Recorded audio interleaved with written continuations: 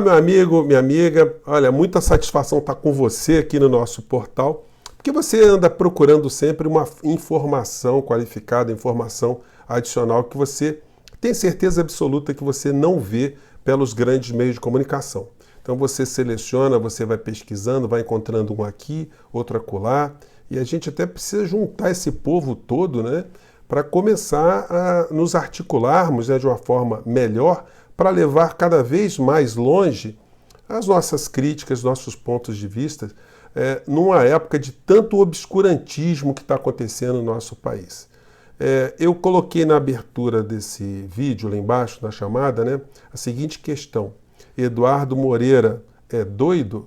Ou o que ele está falando é uma coisa muito grave que a gente tem que começar a se ocupar?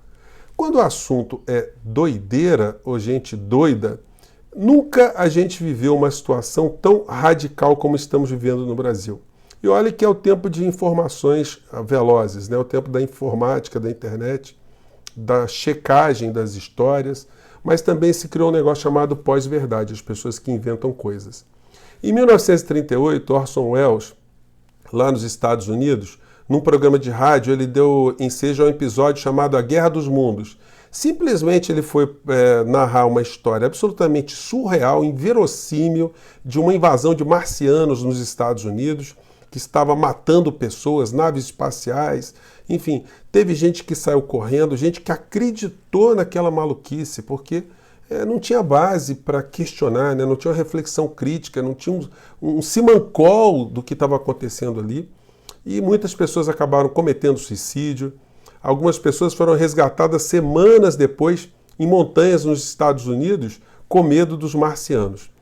E o que a gente tem no nosso país hoje? Um bando de pessoas absolutamente alucinadas que acreditam em marcianos. E mais, eles acreditam em Paulo Guedes. E mais, eles acreditam em Bolsonaro. No que se pode acreditar em Bolsonaro, que é a grande questão. Não dá para acreditar numa inteligência, numa sabedoria, num equilíbrio, no que é que as pessoas se prendem a Bolsonaro. E as pessoas que querem se auto-invernizarem, dizer, não, eu estou apoiando porque eu sou neoliberal, eu sou pelo livre mercado, eu sou um liberal na economia, conservador nos costumes, então inventaram essa palhaçada, essa maluquice, esse Frankenstein, que as pessoas não sabem nem o que significa, para justificarem o apoio ao governo Bolsonaro e, sobretudo, ao ministro Guedes, que de cabeça dele não tem absolutamente nada nesse projeto de entrega da economia brasileira. Tudo vem de fora. Se essas pessoas, que de uma maneira geral são muito ignorantes, porque elas sequer têm o trabalho de pesquisar ou de lerem, né, de ler alguma coisa, se essas pessoas pudessem aprofundar um pouco mais os seus estudos antes de colocar a cara no vídeo para falar besteira, eles descobririam que o governo Bolsonaro simplesmente é a continuidade do governo Temer e aprofunda justamente as pautas do Fundo Monetário Internacional que começaram no governo Temer e que estão se aprofundando no governo Bolsonaro. Então quem apoia Guedes, no fundo, está abraçadinho com Michel Temer, uma das pessoas mais questionáveis à frente do nosso país. Então, doidos colocados de um lado, vamos cuidar aqui do doido do bem. Por que eu chamo doido do bem? Porque Eduardo Moreira, ele tinha tudo para continuar onde ele estava. Uma pessoa do mercado financeiro, uma pessoa bem-sucedida, uma pessoa que é referência naquilo que faz dentro da área que ele atua, não é? Mas ele resolveu emprestar seu conhecimento, emprestar sua percepção da realidade, deixando os interesses financeiros, interesses no dinheiro de lado e apontando a sua ação para um bem comum, um bem voltado ao ser humano, à sociedade de uma maneira geral. E a partir de então ele tem dado grandes contribuições, ele empresta uma credibilidade muito grande no que ele fala, porque ele aprofunda o conhecimento e coloca seus dados, coloca as informações. Pode haver um erro ou outro numa coisa que ele fale, que ele apresente? É possível que sim. Isso faz parte, né, do discurso, do debate acadêmico de uma maneira geral. Mas é muito legal ver um cara respeitoso com ele e tentando apontar caminhos. Eu acho que a gente tem que unir mais pessoas como ele, estimular que outras pessoas também tenham o mesmo tipo de comportamento para a gente enfrentar essa onda de obscurantismo, né? Então, Eduardo Moreira, para quem não sabe, ele fez uma denúncia, né? Por isso que nós estamos motivados aqui a fazer esse vídeo, onde ele mostra que o agrobusiness aqui no Brasil, na verdade, é uma ação orquestrada por gangsters aqui do Brasil e gangsters de fora do Brasil. Porque a gente ele não usa essa expressão, sou eu que estou dando essa expressão. Porque quando você junta uma série de seres humanos que estão preocupados em depredar um território para fazer jorrar dinheiro com a exploração da terra, em sacrifício de milhões de brasileiros, de pequenos agricultores, de uma cultura e agricultura familiar, a gente só pode entender que são trabalho de gangsters. Mas, de uma maneira geral, são lobos, né, como os lobos de Wall Street. Eles não se importam muito com o outro, não. Eles estão querendo aumentar cada vez mais a produtividade e ganhar muito dinheiro com isso. Eduardo Moreira revela que está em curso no Brasil um estratagema, uma estratégia onde o agrobusiness está sendo privilegiado, inclusive com a desvalorização da moeda, do real, o enfraquecimento da economia familiar, o que vai acarretar fome, desemprego, o êxodo de famílias do interior para as grandes capitais, aumentando as tragédias sociais. Mas ele está falando isso do nada? Será que ele deu um estalo aqui?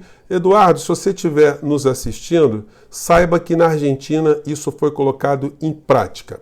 Vamos pegar agora dados aqui que eu vou trazer algumas pequenas contribuições ao debate. Espera aí que deu uma zica aqui. Opa, parei aqui com o Eduardo aqui. Vamos pegar aqui as situações. Olha, tem um site muito interessante chamado Diálogo Chino. Ele é montado por pesquisadores ingleses, brasileiros, chineses, norte-americanos, espanhóis, e eles estudam as relações econômicas entre a América Latina e a China. E numa das publicações deles, eles colocaram que a Argentina sofre as consequências da expansão agropecuária. Nesse texto aqui, o que eles dizem? Que o governo Macri, ao quebrar barreiras tributárias, ao facilitar a exportação das commodities argentinas, a carne, o trigo, a soja, enfim, o milho, ele fez com que as empresas que exploram esse agrobusiness na Argentina, elas expandissem também os seus territórios, tentando comprar as terras agricultáveis no entorno desses grandes negócios. Mas como é que eles fazem isso? Bom, o pequeno agricultor ele tem que, de alguma maneira, ser convencido a vender a sua propriedade. Houve também um grande processo de desmatamento na Argentina, um grande processo de agressão a áreas indígenas na Argentina e também um grande problema de queimadas na Argentina. Olha só que roteiro, né? Roteiro que parece que é muito familiar para a gente. Esse texto aqui também dá conta que as exportações argentinas, sendo facilitadas pelo governo Macri, pela quebra de barreiras fiscais, tributárias e a desvalorização do peso em relação ao dólar, fez com que esse negócio virasse a mina de ouro na Argentina para esses grupos. E para facilitar a ampliação dessas terras, o pequeno agricultor, a agricultura familiar foi detonada. De que modo? Se quebrando também as barreiras tributárias de alimentos que eram produzidos fora da Argentina para serem vendidos dentro da Argentina. Isso detonou com a agricultura familiar na Argentina, tornando muitos pequenos agricultores os novos sem terras argentinos. O que a gente teve lá? Aumento da fome, aumento das populações vivendo na cidade, a regressão do IDH na Argentina, enfim, todos os índices sociais da Argentina foram para o brejo. Eu trouxe aqui alguns vídeos que os meios de comunicação argentina fizeram desde 2016, em vários segmentos que foram afetados na economia agrícola familiar na Argentina. Aqui é uma reportagem falando do bananaço. O bananaço foi os produtores do norte da Argentina panfletando, né, vamos dizer assim, né, distribuindo de graça as bananas porque quebraram. Vamos ver como é que foi isso aí. Los productores de las provincias argentinas de Salta, Formosa y Jujuy decidieron regalar 30.000 kilos de banana con la estrategia de visibilizar los bajos precios del mercado para sus producciones. Según los manifestantes, la baja rentabilidad se debe en gran parte a la decisión de desregular las importaciones de fruta de parte del gobierno de Mauricio Macri, consequência do modelo neoliberal que ha sido aplicado durante esse governo. Bom, eu acho que deu para pegar, né, gente? O castelhano da Argentina ele é falado de uma forma muito rápida, mas deu para pegar alguns trechos aqui, apenas para ilustrar. Vamos pegar aqui agora um frutásio, que é a distribuição de frutas, né? De cítricos de uma maneira geral, maçãs, peras, e aqui pegamos um relato aqui de uma produtora que demonstra que o que Eduardo Moreira está falando como projeto em curso no Brasil aconteceu e destruiu a agricultura familiar na Argentina. Vamos ver. Y el productor está muy mal pagado, vive en condiciones muy deplorables porque no les alcanza. ¿Quién pensás que se lleva la gran tajada? Las multinacionales, porque tienen sus plantaciones propias, entonces tiran abajo los precios y al productor no le queda otra que vender al precio que le pone la multinacional. Entre las frutas o verduras con mayores diferencias... Pô, deu para pegar, né? Agora vamos pegar aqui, deu para ver bem que ela declara que as multinacionais desenvolveram uma ação totalmente predatória na Argentina. Agora vamos ver aqui uma outra situação que pega a agricultura familiar na Argentina. Eles fizeram lá um negócio chamado verduraço, que é justamente as pequenas famílias que foram também distribuir as suas verduras de graça para o povo. Vamos lá. La inflación, una cadena de especulación muy grande, agravan los problemas en el sistema de comercialización de los productos en Argentina.